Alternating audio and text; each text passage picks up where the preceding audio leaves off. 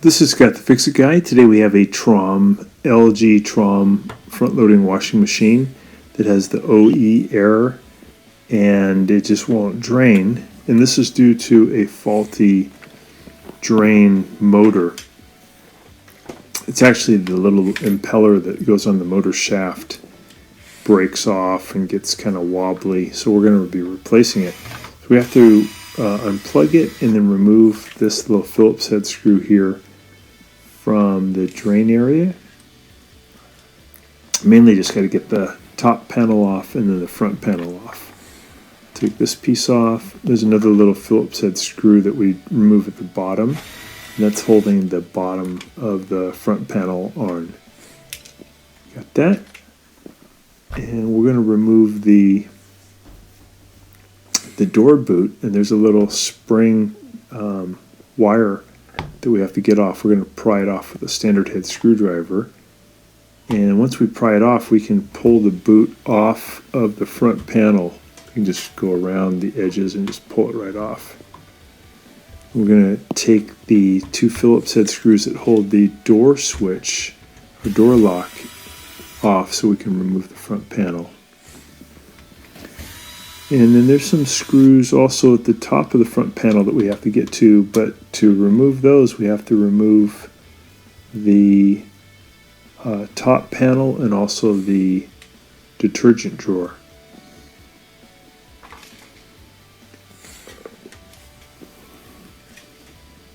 So there's two Phillips head screws here on the back we have to remove to get the top panel off. One on the back right, one on the back left.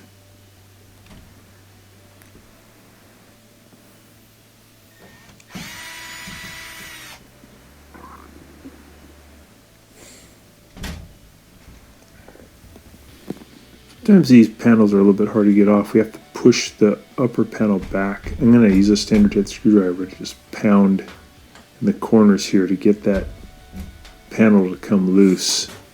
Now I can lift it off, but I think I'll work on the detergent drawer here. I'll press in on this tab, pull the detergent drawer out, and I'm going to remove two stainless steel screws. They're a little bit longer than the other screws, and they're stainless steel because they get exposed to corrosive soap, and you have to have a type of metal that can withstand that, so they're real heavy silvery color. And now we're going to have to get the top panel off, so I'm going to push back, lift up. Just be patient. These sometimes are a little tricky to get off. Get that off to the side. And there's a little Phillips head screw in the upper right hand corner that's holding the front panel on, or the control panel on. So take out that one little Phillips head screw, and then I want to pull back on this control panel. I'm going to use a standard head screwdriver to help pry in very gently and carefully between the frame and the top of the control panel. Just take your time here. You don't want to crack the plastic. But these clips are in pretty tight.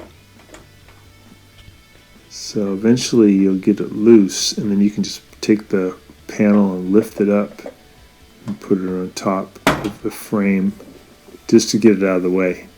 There we go. We have to remove some screws here at the top. I sped up the camera a little bit. And these are holding on the top of the front panel. And then we can pull the front panel off and we'll have access to the drain assembly.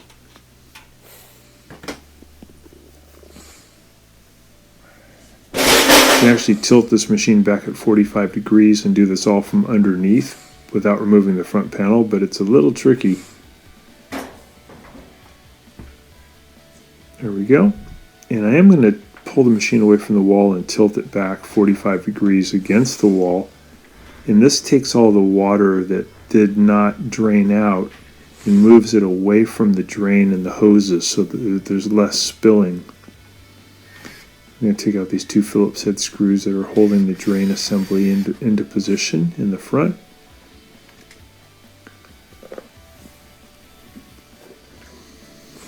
We're going to take the hoses off, so we depress the spring clip with a pair of pliers. And this is the main one going from the tub to the drain motor. And sometimes there's a lot of water in here, so be careful. Leaning it back does help though. Then I'm going to take off the one that's taking the water from the pump out into away from the washing machine. Take that one off. And then I'm going to take off the little one here on the circulation pump. That's another pump that's over to the right hand side. So the one we're replacing is the one on the left, to your left. The one on the right usually does not need to be replaced. Taking the wires off of the circulation pump, there's two power wires. And now there's a little tab underneath the washing machine that I have to pull back on. I have to pry it back, the standard head screwdriver, to release the drain assembly. This is again underneath, so it's good to pull this back to 45 degrees so that you can get underneath easier too. Now I can pull the whole thing up and out, and there's a little hose here at the bottom that I've got to pull the power wires off of the drain pump, to the ones here on the left. There's also a little tiny hose underneath that I have to pull through the frame.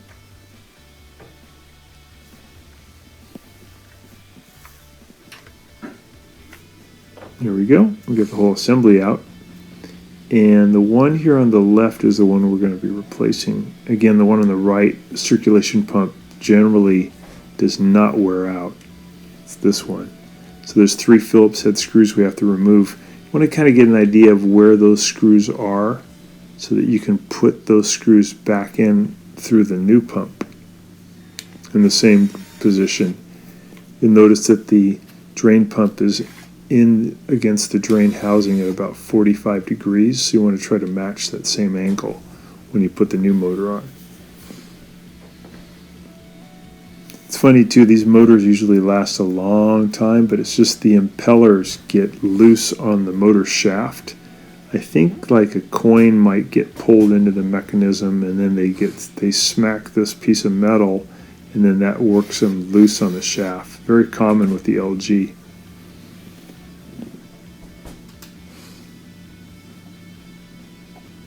So I'm putting the screws in to the new motor the same way they came out of the old motor. Take out this last screw here at the top. And there's also this plastic housing, protective housing on the pump that I have to take off the old one and put on the new one. So I'm going to take the pump motor off of the housing. There we go, it just comes right off. And I'm going to use a standard head screwdriver to pry off this plastic cover. So this white thing is the impeller. Look how loose it is. That is not supposed to be like that.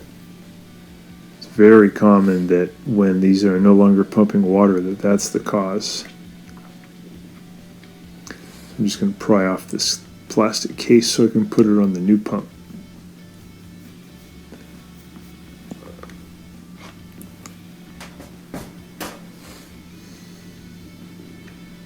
There we go. And you basically just push this new case on. Wiggle and push.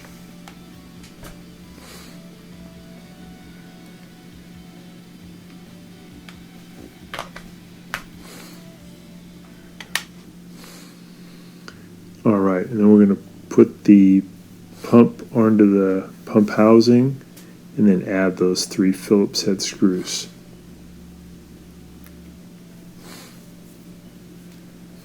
Those tight. And then we just got to do the reassembly, and that's it.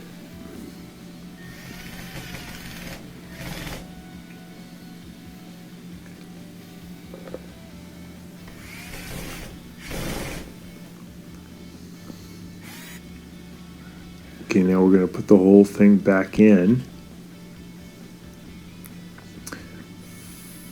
It's going to fit, that black piece is going to fit right there into that white piece. This fits right in there.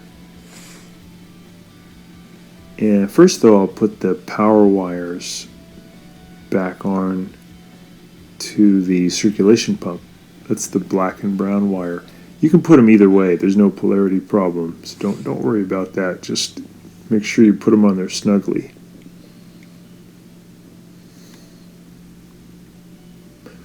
Gotta put it through this little clip to get it out of the way. I'm gonna feed this little drain hose back through the frame.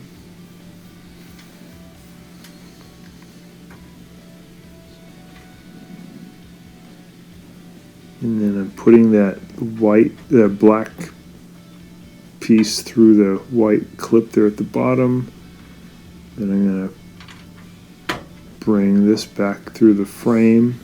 I'll add those two little screws in there. So I've got these really cool hose clamp pliers to help me with this hose clamp.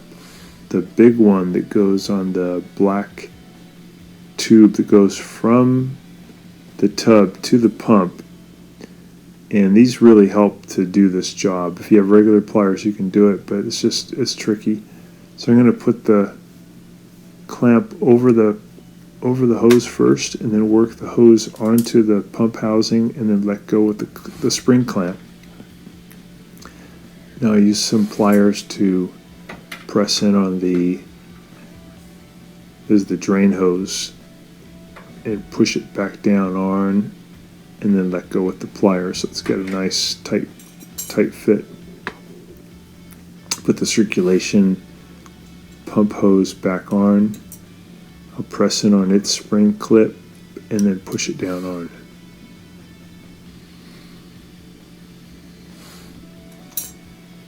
We'll add the power wires back onto the circulation pump.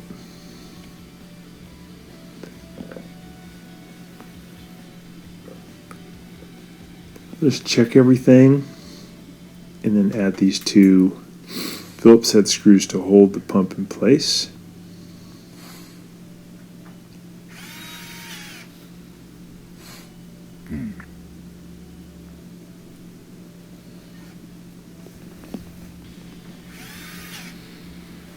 There we go. Make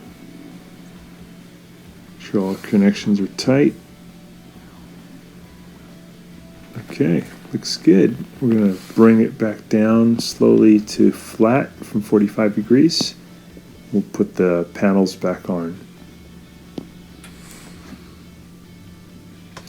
So the front panel, all I have to do is just put the bottom of it back onto two clips at the bottom, and then I can push the panel up against the frame and then add the fasteners to hold it. So here's putting the bottom part over the clips.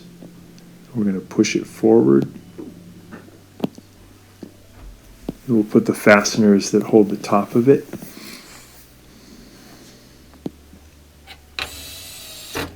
Sped this up a little bit.